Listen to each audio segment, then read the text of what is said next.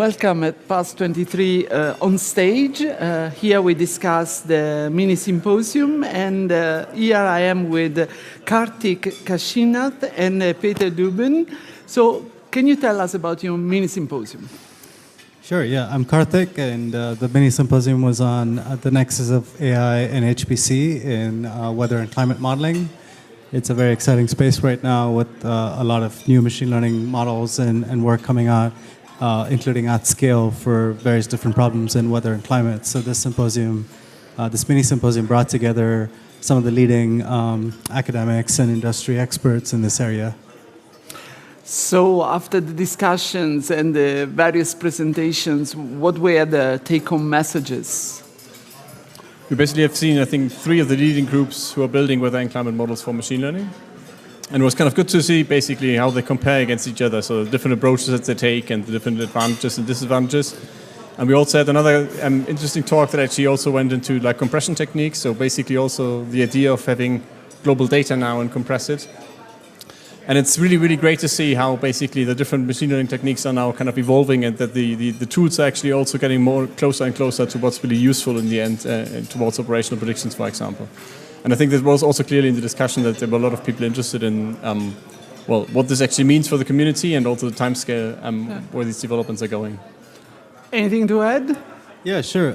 I'd say it's, again, repeating myself, that it's kind of a revolution that's going on right now, and it's also a place to bring together domain experts like Peter Dueben himself and many others in weather and climate modeling, the physical scientists, along with the AI experts, and sort of really have that mix of disciplines happening at this time. But so after the mini-symposium, now it's completed, you go back to your institution, so what are the next steps? Well, I think we're still going to see the surge continue for a little while. Maybe the exponential growth will go on for a while. So I think the next steps would be to really bring together these different models into a common platform where we can compare their performance against benchmark problems. And I know that ECMWF has the AI lab that they're developing to essentially have a platform where all these different data-driven models can be open sourced and compared against each other with the same diagnostics on the same data sets. We're doing the same at NVIDIA, trying to develop a platform for rapid MLOps, so training, inference, deployment of machine learning models, and then work with the domain experts to come up with the right set of diagnostics and benchmark problems. And I think that could really accelerate the growth and also help maybe dispel the notion that machine learning is a bit of a black box and doesn't necessarily produce physically meaningful results. So maybe one final question for you, the two of you. So what did you like most of the PASC conference?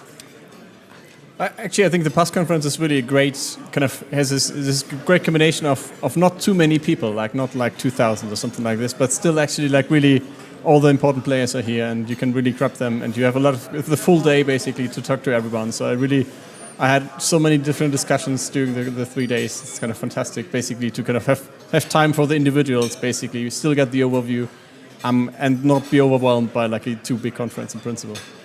For you? 2 things. One is I really like the sustainability of the conference. I go to a fair number of conferences, and there's a lot of use of like plastic and paper and boxes, and it's nice to see here that there is definitely an intentional sustainability that you can see in action.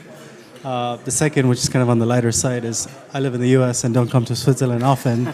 And it's very nice to be in a place like Davos, and every year there's wonderful locations to go to the PASC conference. So it's also an excuse for a little vacation.